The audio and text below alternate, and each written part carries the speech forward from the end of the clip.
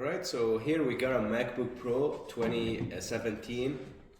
It's model number A1708, and this came in with a lot of milk spilled on it, a lot of liquid damage, a lot of corrosion in this area.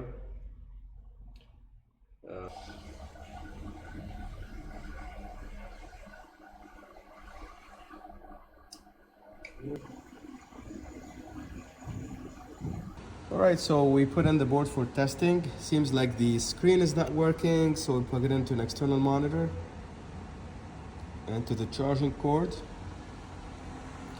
It's showing 20 volts, 0.3 amp, and Apple logo.